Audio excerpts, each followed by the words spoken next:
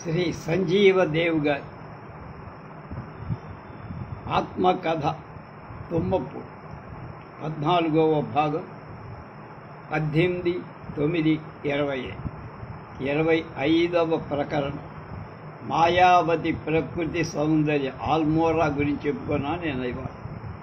మాయావతి కుమాబు హిమాలయాల్లో రమ్యమైన స్థానం. రామకృష్ణ మిషన్ వారి ఆంగ్ల మాస పత్రిక ప్రబుద్ధ భారత్ ఇక్కడి నుంచే నడుపబడ్డ. దాని సంపాదకుడు ఇక్కడే ఉంటాడు, కానీ ముద్రణ కలకత్తాలో జరుగుతుంది. మాయావతిలోని ఆశ్రమాన్ని అద్వైతాశ్రమం అంట. రామకృష్ణ మిషన్కు చెందిన స్వామీజీలకు ఇక్కడ ప్రత్యేక శిక్షణ ఇచ్చిన తరువాత యూరప్, అమెరికా వంటి దేశాలకు వేదాంత ప్రచారానికి పంపుతారు. వీళ్ళంతా యూనివర్సిటీలో డిగ్రీ పొందిన వాళ్ళు. అటు పాశ్చాత్య సంస్కృతిని, ఇటు భారతీయ సంస్కృతిని జీర్ణించుకున్నవాడు.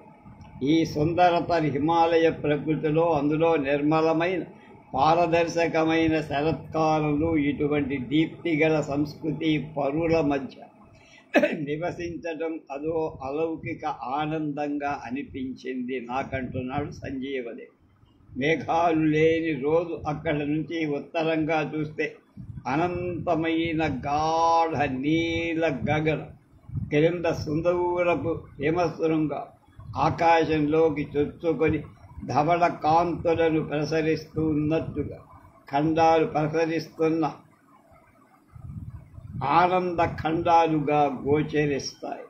ఇందులో బదరీనాథ్ శిఖరాలు కూడా ఉంటాయి. కిందుగా అరణ్యాల్లో నిండిన లోయ, అక్కడక్కడ 10 ఇళ్ళు గల గ్రామాలు చిత్రాల్లో లాగా కనపడతాయి.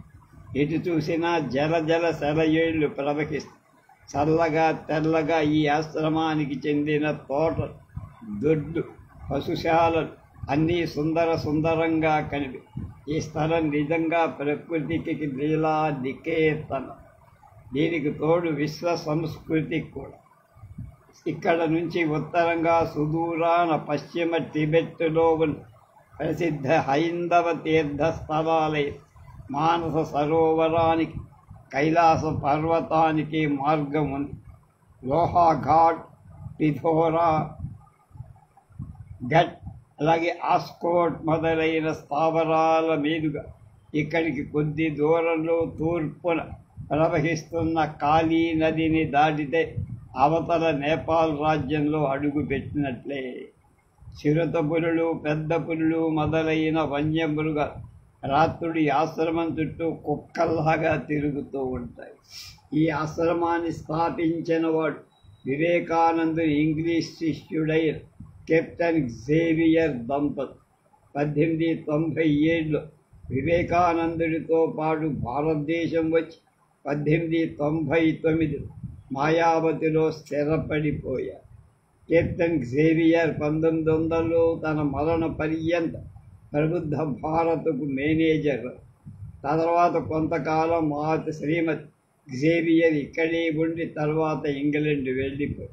ఆ రోజుల్లో శ్రీమతి జేవియర్ ఆహ్వానంపై విశ్వవిఖ్యాత వృక్ష వైజ్ఞానికుడైన జగదీష్ చంద్ర బోస్, ఆయన భార్య అబలా బోస్ గ్రీష్మంలో ఈ అద్వైతాశ్రమంలో వచ్చి ఉండేవాడు. మొక్కలు బయటి ఉత్తేజాలకు ఏ విధంగా చెలిస్తాయో మొదలైన ప్రయోగాల ప్రదర్శన చేసి చూపించేవాడు. జగదీష్ చంద్ర బోస్ ఈ ఆశ్రమవాసులకు వేదబంధు చిత్తరంజన్ దాసు కూడా 1-2 సార్లు ఈ ఆశ్రమాన్ని దర్శించి వెళ్ళాడట కుటుంబంతో. అప్పుడప్పుడు ఇక్కడికి అనేక సుప్రసిద్ధ విదేశీ విద్వాంసులు వచ్చిపోతారు. కొందరు కొంతకాలం ఉండి వెళ్ళిపోతారు. నేను ఉన్నప్పుడు 2 ఫ్రెంచి విద్వాంసులు ఉన్నారు. ఆశ్రమం అధ్యక్షుడి పేరు వీరేశ్వరానంద్, ప్రబుద్ధ భారత్ సంపాదకుడి పేరు పవిత్రానంద్. పత్రికా సంపాదకీయ కార్యాలయం ప్రత్యేకంగా 1-2 అంతస్తుల కట్టడంలో ఉంది. సంపాదకుడి గది వెంబడి ఉన్న గదిలో నన్ను ప్రవేశపెట్టారు. చాలా భాషలలో మంచి పుస్తకాలు సంపాదకీయ కార్యాలయంలోని గ్రంథాలయంలో ప్రపంచంలోని ఎన్నో పత్రికలు ఇక్కడికి వస్తాయి. వాటన్నిటినీ చదవటం కుదరకపోయిన కళ్ళతో చూసి సంతోషించటానికి పనికి వచ్చే పత్రికలు కొన్ని చదివి ఆనందించటానికి పనికి వస్తే మరికొన్ని చూసి ఆనందించటం. ఆశ్రమం అధ్యక్షుడు పత్రికా సంపాదకుడు కాక ఇంకా ఒక 7-8 మంది స్వామీజీలు ఉన్నారు. ఇక్కడ సాధన అధ్యయనంతో తలా ఒక పని చూస్తారు. బయటి ప్రపంచంతో ఉత్తర ప్రత్యుత్తరాలు ఒకరు చూస్తే వంటింటి వ్యవహారాలు ఇంకొకరు. అలాగే డాక్టర్ కమలానంద అనే స్వామీజీ ఇక్కడి వైద్య వ్యవహారాలు చూస్తారు. ఆశ్రమం తరపున ఒక ఉచిత వైద్యశాల నడుస్తోంది. చుట్టుపక్క శైల గ్రామాల నుంచి నిత్యం ఎందరో రోగులు ఇక్కడికి హాజరవుతారు. వచ్చిన రోగులు స్త్రీలు, పిల్లలు, పురుషులు అందరూ డాక్టర్ కమలానంద ఆదరించి వాళ్ళకి తగిన చికిత్స చేసి పంపిస్తూ ఉంటారు.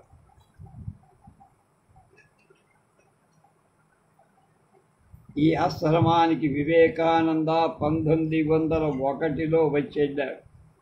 ఈ హిమగిరి ప్రాంతంలో, ఈ వన్య పరిసరాల్లో, ఈ గిరిజనుల ఆవాసాల ప్రవేశంతో మాయావతి నిజంగా మాయకు అతీతంగా నిలిచి ఉన్న జ్యోతిర్ఖండం. బుద్ధిజీవుల జగత్తుకు సంబంధించిన ఎంత శ్రమ చేస్తుందో ఈ ప్రాంతంలో సామాన్య మానవుడి అవసరాలు తీర్చడానికి కూడా అంత సేవ చేస్తోంది ఈ ఆశ్రమం. వీటిలో ఉచితంగా చేసే వైద్య సేవ అమోఘం. ఈ వైద్యం నిత్యమైన మానసేవ, విద్యా వైద్యం నిత్యమైన మానవ సేవ. ఈ ఆశ్రమంలో భోజనమంతా బెంగాలీ భోజనం. కారణం, ఇక్కడుంటున్న స్వామీజీలంతా బెంగాలీ. శరత్ అంటే చలికాలానికి ఒక మెట్టు కింద మాత్రమే కనుక హిమాలయాలు దక్షిణ దేశీయులు ఈ ఋతువులో భరించలేనంత చలి. నేను అందువల్ల కొంత ఎండ ఎక్కిన తర్వాతే మంచం దిగేవాడు. తెల్లారుజామున 4 గంటలకే మెలకు వచ్చి, కానీ చలి మూలంగా రగ్గుల్లో ముడుచుకొని మెలకువతోనే పడుకునేవాడు. చలితో వెచ్చని దుస్తుల్లో మునిగి పడుకొని వివిధమైన ఆలోచనలు చేస్తుండటంలో ఏదో ఒక సంతృప్తి కూడా ఉండేది. ఆంధ్రదేశానికి సుదూరమే ఈ హిమాలయ ఆశ్రమంలో చలిలో పడుకొని గడిచిపోయిన వాటి స్మృతులు, గడుస్తున్న వాటి అనుభవాలను, గడవనున్న వాటి ఆశలను స్వప్నంలో లాగా తిలకిస్తూ ఉంటే ఏదో హాయి కొంతసేపు, ఏదో వేదన కొంతసేపు కనపడు.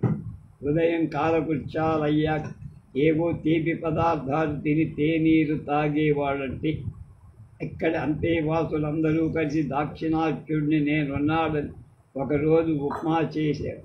అందులో నేను నిమ్మరసం వేసుకొని తింటే మిగతావాడు అందులో పాలు పంచదార వేసుకొని తినేవాడు.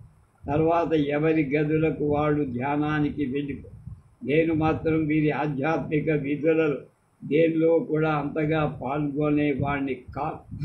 ఎక్కువగా సంపాదకీయ కార్యాలలో, గ్రంథాలయాల్లో గడిపారు. విరామ సమయాల్లో దూరాన గోచరించే ధవళగి హిమగిరి శిఖరాలు చూస్తూ ఉండిపోయేవారు. ఒక్క మాటలో చెప్పాలంటే వాళ్ళందరిది కళ్ళు మూసిన ధ్యానమైతే నాది కళ్ళు తెరిచిన ధ్యానం.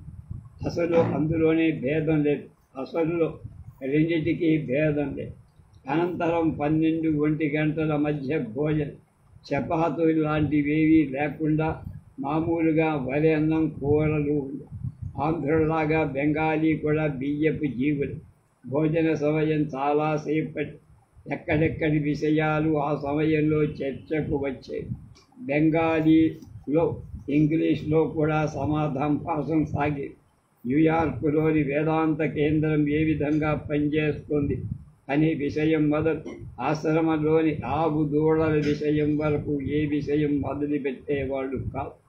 బెర్ట్రాండ్ రస్సెల్ చేసిన ఏవో ప్రకటనలు, వాటికి వాళ్ళ అగ్రహించిన సమాధానాలు, బెర్నార్డ్ షా నూతన రచన, రోలా నుంచి వచ్చిన ఉత్తర విషయంలోని విషయాలు, ఈ విధంగా భోజన సమయంలో జాతీయ, అంతర్జాతీయ విషయాల సంభాషణ ఎంతో ఉండేది.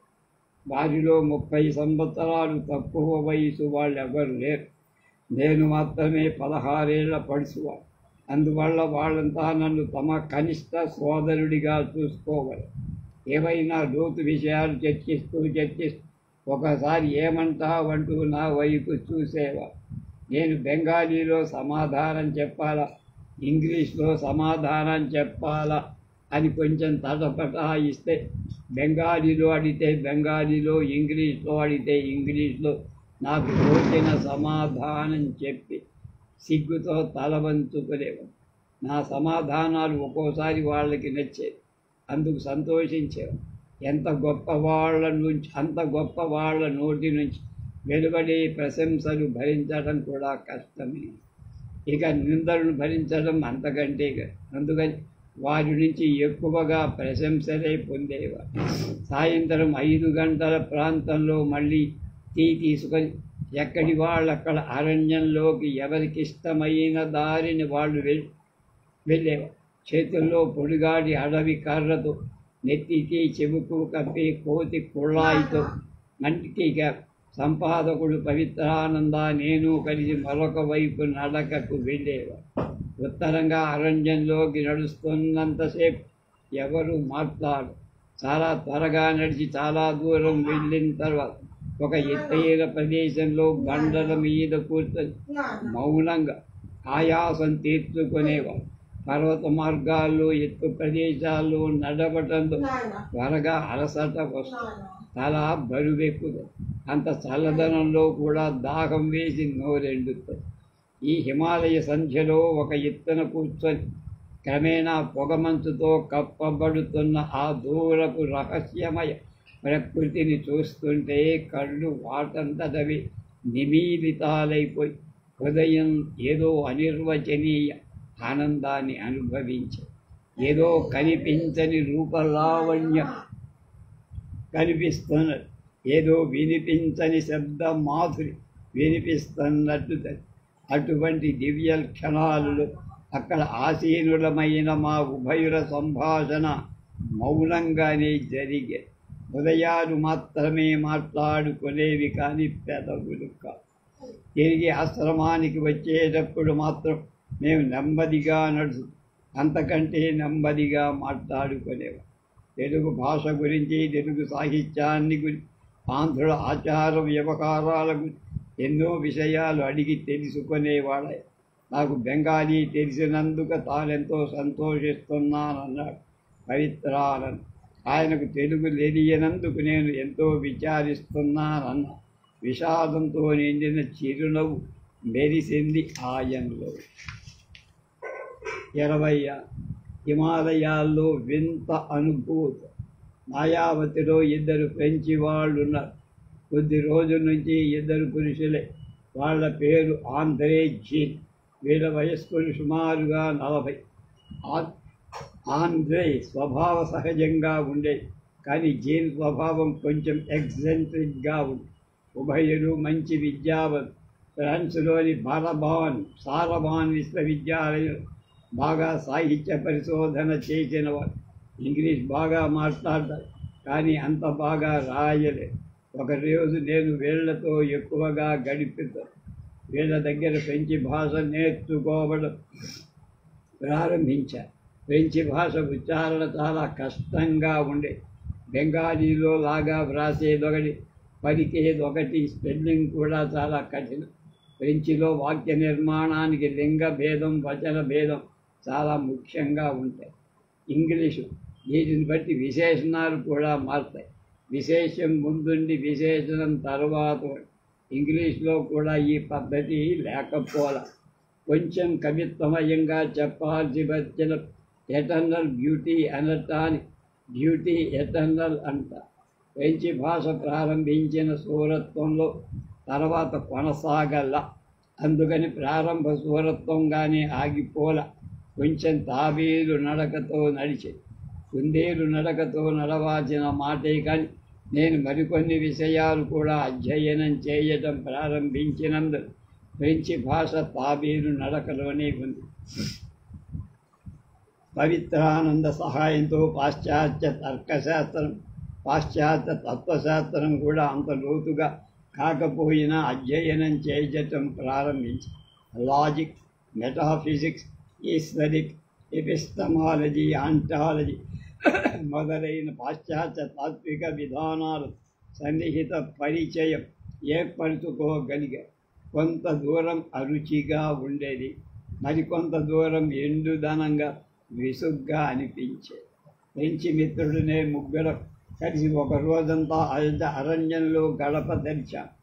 ఉదయాన ఉపాహారం అయిన తర్వాత కొన్ని పళ్ళు, రొట్టెలు పెద్ద ఫ్లాస్కులో టీ తీసుకొని అరణ్యం గుండా నడక సాగించి 2 మైళ్ళు వెళ్ళి అక్కడ ఒక ఊట కాలవ ఒడ్డున మకాం పెట్టి అక్కడ ప్రకృతి ఎంతో రమణీయంగా ఉంది. ఒకవైపు ఎత్తైన కొండ, రెండో వైపు లోతైన లోయ. కొండ మీది నుంచి లోయలోకి ఊట కాలువ ధన ధన ధనమంటూ కింద శబ్దంతో ప్రవహిస్తుంది. దాని దగ్గరలోని పర్వత సాలువు మీద మేం మకాం పెట్టాం.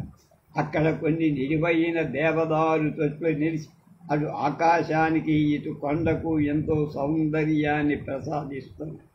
దేవదారంటే పేరు వినడానికి ఎంత సొంపుగా ఉంటుందో చూడటానికి కూడా అంతే సొంపుగా ఉంటుంది. దాని సన్నని ముళ్ళలాంటి ఆకులు ఏవో సంవేదనాత్మకంగా గోచరి. గాలి వీచినప్పుడల్లా దేవదారుల మీదని తన్మయాన్ని కలిగించే సుగంధం వస్తుంది. కాళిదాసు కుమార సంభవంలో దేవదారు ధృవాల గురించి రమ్యంగా వర్ణించారు.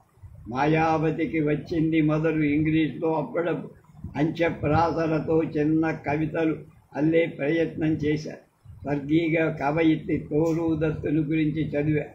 ఆమె చాలా చిన్నతనంలోనే బహుశా 8-9 ఏళ్లలోనే ఇంగ్లీష్లో కవిత రాయటం ప్రారంభించింది. తోలు దత్ 9వ ఏట ఇంగ్లీష్ కవితలు రచించగలిగినప్పుడు సంజీవదేవి 16వ ఏట ఎందుకు ఇంగ్లీష్ కవితలు రచించలేరా అని నేను అనుకొని రచించటం మొదలుపెట్టి ప్రకృతిలోని దృశ్య లావణ్యాన్ని గురించి మాత్రమే 4 పంక్తులు ఒకే అంచెప్రాస కలుపుతూ రచించేవాడు. ఆ రోజు ఫ్రెంచి మిత్రుడితో కలిసి ఆ కొండ మీద విహారం చేస్తూ దగ్గరలో ఉన్న ఆ దేవదారులను చూసి కవిత ప్రేరణ పొంది ఈ కింది పంక్తులు రాశాను ఇంగ్లీష్లో. It is immensely fine to look at a lovely pine. Its tall tapering line is as joy divine. ప్రతి చరణంలోని చివరి ప్రాసలు ఎంత బాగా కలిస్తే అంత గొప్ప కవిత అనే భావం ఉండేది. ఆ కవితను ఫ్రెంచి మిత్రుడు చూసింది బాగుందన్న. నిజంగా ఆ కవిత వాళ్ళకి నచ్చి సంతోషించారు, ప్రోత్సహించడానికి మాత్రమే అన్నారు నాకు తెలియదు. కానీ వాస్తవం ఏమిటో ప్రస్ఫుటంగా తెలియాల. సరే, ఇతరులకు నచ్చినా నచ్చకపోయి నాకు నచ్చితే చాలనే సంతృప్తి ఉండేది. వాళ్ళు కూడా కొన్ని కవితలు ఆ సమయాన్ని ఫ్రెంచిలో రాసేవారు. నేను ఒక కవిత రచించే సమయంలో వాళ్ళు కొన్ని కవితలు రాసేవారు. వాళ్ళు రచించింది వాళ్ళ మాతృభాష, నేను రచించింది పరాయి భాష. మరి నేను మాత్రం నా భాషలో ఎందుకు రాయకూడదు? అప్పటికి మాతృభాషలోని సాహిత్యంతో సరైన పరిచయం కానీ అందులో రచన చెయ్యగల కృషి కానీ లేదు. నిజానికి ఆ సమయాన నా మనసు కొంచెం చిన్నపోయింది కూడా. ఫ్రెంచి మిత్రుడు మాతృభాషలో కవితలు రాసుకుంటుంటే నేను మాతృభాషలో కొంత రాయకపోవడం. కానీ ఆ ఇన్ఫీరియారిటీ కాంప్లెక్స్ మరో విధంగా సమర్థించు. మాతృభాష కాని పరాయి భాష అయిన ఇంగ్లీష్లో నేను కవిత రాయదలిచాను, కానీ వాడు ఇంగ్లీష్లో రాయలేకపోయాను. ఈ భావన నా బాధను కొంత చల్లార్చి అరణ్యం మధ్యలో ఎండ నీడల్లో తిరుగుతుంటే ఎండ తగిలినప్పుడు చలి లేకుండా, నీడ తగిలినప్పుడు చలిగాలి మిశ్రమ సంవేదన తట్టాయి. ఏమైనా క్రూర జంతువులు కనిపిస్తే బాగుండుందని ఉబిళ్ళుల. నేల మీద చీమలు, నింగిలో గద్దరు తప్ప వేరే జీవి కనిపించలా నిరాశపడ్డా. ఈ ముగ్గురం ఒకరి అనుభవాలు ఒకరికి తెలుపుకున్నాం. నా వయస్సులో వాళ్ళు ఫ్రాన్స్లో ఏం చేస్తుండే వాళ్ళని అడిగా. 16వ సంవత్సరం వరకు స్కూల్లో చదువుతున్నారు. వాళ్ళు కూడా 16వ ఏటనే ఫ్రెంచ్లో చిన్న చిన్న కవితలు రచించడం ప్రారంభించారు. వాళ్ళు నన్నడిగారు, తమ వయస్సు అంటే 40 సంవత్సరాల వయస్సున్న భవిష్యత్తులో ఏం చెయ్యాలనుకుంటున్నావు? నేను జవాబు చెప్పాను, రచనలు చేస్తా, ఉపన్యాసాలు ఇస్తా, చిత్రాలు గీస్తా, ఏవో అందని ఆలోచన చేస్తూ ఏవో పొందని అనుభూతులు పొందుతా, నెమ్మది జ్ఞాపకం చేసుకుంటూ ఉంటారు. మీరు ఫ్రాన్స్ నుంచి మారుమూల ఉన్న హిమాలయాలకు ఎందుకు రావడానికి మిమ్మల్ని ప్రేరేపించిన విషయం ఏమి అని ఏదైనా మనసులో అశాంతి కలి దాని నివారణ కోసం ఇక్కడికి వచ్చారా, లేక భారతదేశం మీద అభిమానంతో వచ్చారా అని అడిగా. వాళ్ళు మొదట్లో రోలా రచించిన రామకృష్ణ వివేకానంద జీవితాలు చదివి దివ్యానుభూతి చెందారట.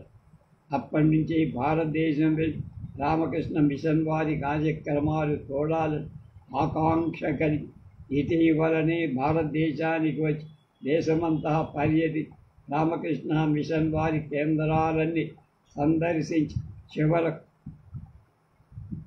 ఇక్కడికి వచ్చి ఈ ప్రశాంత వాతావరణంలో శాంతిని కాంతిని తాగుతూ కాలక్షేపం చేస్తున్నామని, ఇంకో 4 రోజుల్లో ఫ్రాన్స్కి తిరిగి వెళ్ళిపోతామని చెప్పి గంభీర ముద్ర తాల్చి నా జీవితంలోని విశేషాలు వాళ్లకు చెప్పారు. వాళ్ళు నిట్టూర్చారు. ఈ వయస్సులో ఈ విధంగా దేశదిమ్మరిగా జీవించడం వాళ్ళకి నచ్చల. ప్రాచ్య దేశాల్లో చాలామంది వ్యక్తులు బాల్యం సంతృప్తికరంగా ఉండదని తాము విన్నట్టు చెప్పారు. ఇందుకు కారణం ఎక్కువ మంది తల్లిదండ్రులు తమ పిల్లలను విలువైన దృష్టితో చూడనందున ఆ పిల్లలు ఆ కుటుంబాల్లో ఇమిడిపోరు. మేము కూర్చున్న తోటకు చాలా క్రిందగా లోయలో మరొక సెలయేరు ప్రవహిస్తారు. కిందికి లోయలో గిదిగి ఆ సెలయేటి దగ్గర భోగజనం ముగించుకుందామని అక్కడి నుంచి కిందకి దిగా. చాలా నిటారైన దిగుడు, కానీ మెట్లు జారుతాను. ఏవో పొదలు పట్టుకొని కూర్చొని నెమ్మదిగా లోయలోకి దిగ. ఏ అపాయం లేక స్ఫటిక స్వచ్ఛమైన ధార ప్రవహిస్తుంది. దాని మధ్య చిన్నవి పెద్దవి బండలు కూడా ఉన్నాయి. నీటి ధార బండలకు వేగంగా కొట్టుకొని తెల్లటి నురుగులు వస్తాయి. ప్రకృతి సౌందర్యం. నీరు లేని చోట బండలు ఉన్నా కూడా రమ్యం. అదేవిధంగా బండలు లేని చోట నీళ్లు ప్రవహిస్తున్న రమ్యమే. ఇక నీరు ప్రవహించే జాలులో బండలలో గుండా నీరు ప్రవహిస్తున్న ఆ దృశ్యపు లావణ్యం అద్భుతం. ఎంతోసేపు అయినా బండలను దాటి వెళుతున్న ఆ నీటిని ప్రవహించకుండా అడ్డుపడుతున్న బండల్ని చూడాలనిపించి, ఒకటి స్థితిశీలం, రెండవది గతిశీలం. బండలు కదలవు, నీరు కదులుతూ. కదలేది చైతన్యం, కదలనిది జడం. కదిలే చైతన్యాన్ని కదలని జడం అడ్డగించలేదు. అందుకే బండలను నీరు అధిగమించి తన పయనం నిరంతరంగా సాగిస్తుంది. మేము ఆశ్రమం నుంచి వెంట తెచ్చుకున్న రొట్టెలు, పళ్ళు, తేనీరు ఆనందంగా లేవి కొంచెం సేపు అక్కడ పచ్చగడ్డి పైన విశ్రమించి మా చిన్న వినోదయాత్ర చాలా ఆనందప్రదంగా సాగింది. సాయంత్రం 3 గంటల వరకు అక్కడే కొంతసేపు సశబ్దంగా, మరికొంతసేపు నిశ్శబ్దంగా గడిపి ఆశ్రమం వైపు బయలుదేరి హిమాలయ శరత్తులో సాయంత్రం 3 గంటలకి సంధ్యావందనం అయిపోతుంది. మేము త్వరగా ఆశ్రమానికి వచ్చి మేము ఆశ్రమం చేరుకునే సమయానికి సూర్యాస్తమయం అవుతూ ఉత్తరానున్న హిమశృంగాలు బంగారు నారింజ రంగు కాంతులు వెదజల్లి పెంచి మెత్తులు వాళ్ళ గదులకు వెళ్ళిపోయారు. నేను మాత్రం ఒక లోయ ఒడ్డున చిన్న గోడ మీద కూర్చొని సాంధ్య హిమాలయ సౌందర్యాన్ని ఆనందిస్తూ ఈ కింది కవిత రాసి. The sunset in the hills rings the vesper bells, fire of the crimson bright lets our spirits light. ఇంతకు ముందు వ్రాసిన దేవదారు మీద కవితలు 4 చరణాలకు ఒకే అంచె ప్రాసపట్టి దీనికి 2 చరణాలకు ఒకటి చొప్పున రాశారు.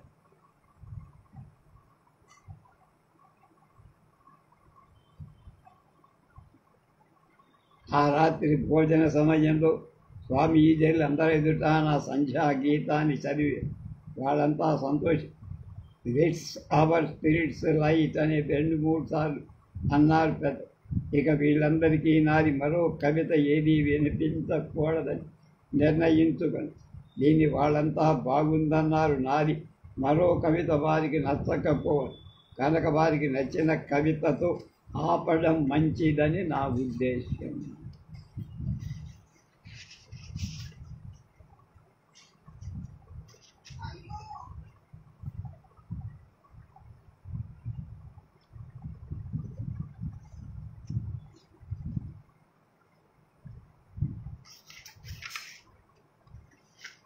హిమాలయ పర్వత ప్రాంతాల ప్రజల విచిత్ర వృత్తులు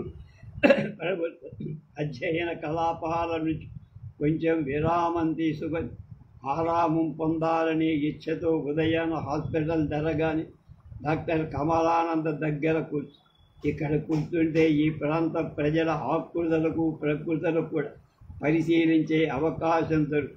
బాహ్య ప్రకృతిని అర్థం చేసుకోవడం సులభం, కానీ మానవ ప్రకృతిని అర్థం చేసుకోవడం అంత తేలిక. బాహ్య ప్రకృతిలో కూడా రహస్యమయత లేకపోయి, కానీ మానవ ప్రకృతిలోని రహస్యమయత గాఢత. ఒక వ్యక్తి మాట్లాడుతుంటే ఆ మాట అతని ప్రకృతిని ప్రతిబింబాలుగా అవుతాయో కావు గుర్తించడానికి అవతలి మనిషిలో ఎంతో మనోవైజ్ఞానిక పరిజ్ఞానం, సూక్ష్మ దృష్టి ఉండాలి.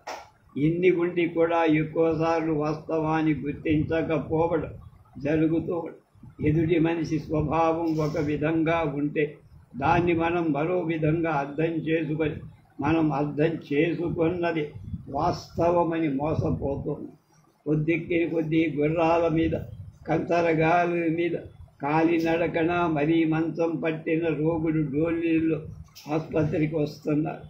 రంగురంగుల దుస్తులు ధరించి వెండి నగలు పెట్టుకున్న స్త్రీ, బిర్రు లాగులు తొడుకొని కోటు టోపీతో కొన్న పురుషులు, జ్వరంతో కళ్ళు మూతలు పడ్డ తల్లులు, భుజాల మీద వేలాడుతూ శిశువులు మొదలైన వారంతా ఆసుపత్రిలో ప్రవేశించారు. ఈ హిమాలయ ప్రకృతిలో ఎంత సౌందర్యం ఉందో ఇక్కడి ప్రజల జీవితాలలో అంత దారిద్ర్యం, వ్యాధులు, నిరక్షరాస్యత, దుర్వ్యసనాలు. దారిద్ర్యం, అనారోగ్యం ఉన్న చోట దుర్వ్యసనాలు ఉండక తప్పవ. ఈ బాధల నుంచి ఉపశాంతి పొందటానికి ఏదో తాత్కాలిక సుఖమిచ్చే దుర్వ్యసనం ఇటువంటి వాళ్లకు శరణ్యమని కొందరంట. కానీ ఇది సమగ్ర సత్యం. ఏమంటే ధనవంతులు, ఆరోగ్యవంతులు, విద్యావంతులైన వాళ్ళు కూడా దుర్వ్యసనాలకు బలి కాకుండా ఉంటున్నారా? అయితే గొప్పవారు చేసే దుష్టకార్యాలు గొప్పదనమని ముసుగు కింద గొప్పగా ప్రకాశిస్తారు. ఇవే తక్కువ వాళ్ళు చేస్తే తక్కువ ధనంతో చూపిస్తారు. సుఖవ్యాధులు కూడా ఇక్కడి ప్రజల్లో చాలా ఎక్కువ. ఒక 18 ఏళ్ల యువతి చాలా పెద్ద కళ్ళతో, తల్లని అందమైన పళ్ళతో, గులాబీ రంగు శరీర ఛాయతో వచ్చి నాకు దగ్గరలో ఉన్న బల్ల మీద కూర్చో కొన్ని శాలువా నారిజ రంగుది కప్పుకొని నిజంగా బ్రహ్మగిరి తనయ మహాదేవుని గురించి చేస్తున్న తపస్సు వదిలి తన వ్యాధికి అక్కడ దొరకని మందు నిమిత్తం ఈ ఆసుపత్రికి వచ్చిందా అనిపించింది. ఆమె వైపే చాలాసేపు చూస్తూ కూర్చు. నా కొత్త ముఖాన్ని ఆమె కూడా పరిశీలిస్తూనే ఉంది. ఆమె పైకి ఎంత రమణీయంగా కనపడుతోందో ఆమె ఆరోగ్యం అంత మంచిది కాదని అందమైన నేత్రాలే కానీ నేత్రాల కింది భాగంలో నల్లని గుంటలు, చర్మం మీద నిదానంగా చూస్తే మలిన, ఎక్కువసేపు నిటారుగా కూర్చోలేక అటు ఇటు ఒరిగిపోతుంది. ఇంతలో అక్కడికి ఉన్న నర్సు వచ్చి డ్యూష్ చేయించుకోము అంటూ ఆమెను గదిలోకి తీసుకువెళ్ళి నా కుతూహలం ఎక్కువై డాక్టర్ కమలానందను ఆమె గురించి అడిగా. నవ్వుతూ ఆమె గనేరియా వ్యాధితో బాధపడుతోందని చెప్పి ఆ వ్యాధి ఏమిటో నాకు తెలియదనే ఉద్దేశంతో ఆ వ్యాధి సంబంధించిన వివరాలు, దానివల్ల రోగి కలిగే భరించరాని బాధ మొదలైనవన్నీ విశదంగా చెప్పారు. ఇంతలో ఆమె డ్యూష్ చేయించుకొని మూతలు పడే కళ్ళతో, తడబడే కాళ్లతో వచ్చి డాక్టర్ గారికి ఒక నమస్కారం చేసి మరోసారి నా ముఖం వైపు చూసి బయటకు వెళ్ళి ఆమె వ్యాధిని గురించి విన్న తర్వాత ఆమె మీద జాలి గౌరవం కలిగి నిజంగా ఈ కుమాబు హిమాలయ ప్రాంతం ఈ ఆసుపత్రి ఒక గొప్ప వరప్రసం. ఎన్నో సుఖవ్యాధులు దుఃఖవ్యాధులు ఈ డాక్టర్ చేతిలో నివృత్తి అయిపోతున్నాయి. ఏడుస్తూ వచ్చిన రోగులు నవ్వుతూ పోతారు. శరీర ప్రయోజనం మానవుడికి శరీరం ఉన్నందున శరీరానికో వ్యాధి కూడా ఉండాలి. కాదు వ్యాధి లేని శరీరం ఉండదా? వ్యాధి బాధామయమైంది, అందుకని శరీరం ఉండటం బాధామయమ. శరీరం బాధని ఇస్తుంది, ఆనందాన్ని ఇస్తుంది కనుక శరీరం దానంతటది బాధామయము కాదు, ఆనందమయము కాదు. మనం దాన్ని ఉపయోగించే విధానంలో శరీరం సక్రమంగా ఉపయోగిస్తే ఆనందం, అక్రమంగా ఉపయోగిస్తే బాధ. శరీరంలో అనేక అవయవాలు, ప్రతి అవయానికి బాధ ఆనందం రెండూ ఉంటాయి. కన్ను స్వరూపాన్ని చూసి ఆనందిస్తుంది, కురూపాన్ని చూసి బాధపడు. అదేవిధంగా చెవి సునాదాన్ని విని ఆనందాన్ని కలగజేస్తుంది, కునాదాన్ని విని బాధను కనిపిస్తుంది. కనుక శరీరం బాధలకు మాత్రమే నివాసం కాదు, ఆనందాలకు కూడా నికేతనం. అయితే సమాజ వ్యవస్థ సరి లేనందువల్ల, కుటుంబ విధానాలు సక్రమంగా లేనందువల్ల, వ్యక్తిగత ప్రవర్తనలు భావస్వామ్యం కుదరనందువల్ల, వీటన్నిటిపైన తమ ప్రభావాన్ని ప్రసరించే రాజ్యనైతిక ఆర్థిక విధానాల లోపాల వల్ల అధిక సంఖ్యాకులు తమ శరీరాలు ఆనందాని కంటే బాధే ఎక్కువగా కలగజేస్తూ, బాధ కంటే ఆనందాన్ని ఎక్కువ కలగజేసే లాగా శరీరాన్ని తయారు చేసుకోవడం మానవ జీవితపు ప్రథమ అవసరం మాత్రమే కాక ప్రధాన అవసరం కూడా. ఆ రోజు భోజనంలో నాకు నిమ్మకాయ ఊరగాయ కూడా ఎవరో విశాఖ నుంచి ఈ ఊరకాయ పంపారు. ఎన్నాళ్ళ నుంచో సరైన కారం లేక సత్తబారి ఉన్న ఆంధ్రుడి నోరు ఆ రోజు నిమ్మకాయ ఊరగాయతో తిరుగు పదినెక్కి వారెవరూ దాన్ని తినదాలక కళ్ళ నీళ్లు కార్చారు. అక్కడ ఉన్న వారందరితో భోజన సమయంలో చెప్పాను, ఉదయం ఆసుపత్రి రోగులతో గడిపి వచ్చాను. రోగులతో కాలం గడిపితే నేను కూడా రోగినవుతానేమో అని వాళ్ళంతా నవ్వారు. రోగులతోనే కాక డాక్టర్తో కూడా గడిపాను కనుక రోగుల అనారోగ్యం నాకేం అంటద్దని, ఆ విధంగా అంటితే ఆ తప్పు డాక్టర్దే కానీ నాది కానది, రోగుల్ది కూడా కాదని జవాబు చెప్పు. వాళ్ళంతా డాక్టర్ వైపుకి చూసి ఆయన చెప్పేది నిజమైన అంగీకరిస్తావా అడిగా. డాక్టర్ అన్నాడు, తాను చెప్పినట్టు నేను సంచరిస్తే ఆ బాధ్యత తందే అని. తాను ఇచ్చే మొదటి సలహా నేను 2 రోజుల ఆహారం ఏం తినకుండా ఉండాలి. అందుకు నేను అంగీకరించనని. నా అనారోగ్యానికి బాధ్యుడు తాను కాకపోయినా సరే కానీ నేను మాత్రం ఉపాయవాసాలు చెయ్యలేనని అంతా పెద్దగా నవ్వారు. ఈ విధంగా భోజన సమయంలో గంభీరమైన స్వామీజీలు కూడా పసిపిల్లలాగా చిన్న విషయాన్ని తీసుకొని విపరీతంగా నవ్వేసేవారు. ఆ మధ్యాహ్నం నుంచి లైబ్రరీలో కూర్చొని పాత బెంగాలీ మాసపత్రికకు తిరగేస్తూ గాఢం గడి ఎన్నిటిలోనూ రవీంద్ర కవితలు, శరత్ బాబు కథలు, ప్రమథ చౌధరి సాహిత్య వ్యాసాలు, అవనీంద్రుడి చిత్రాలు ఉన్నాయి.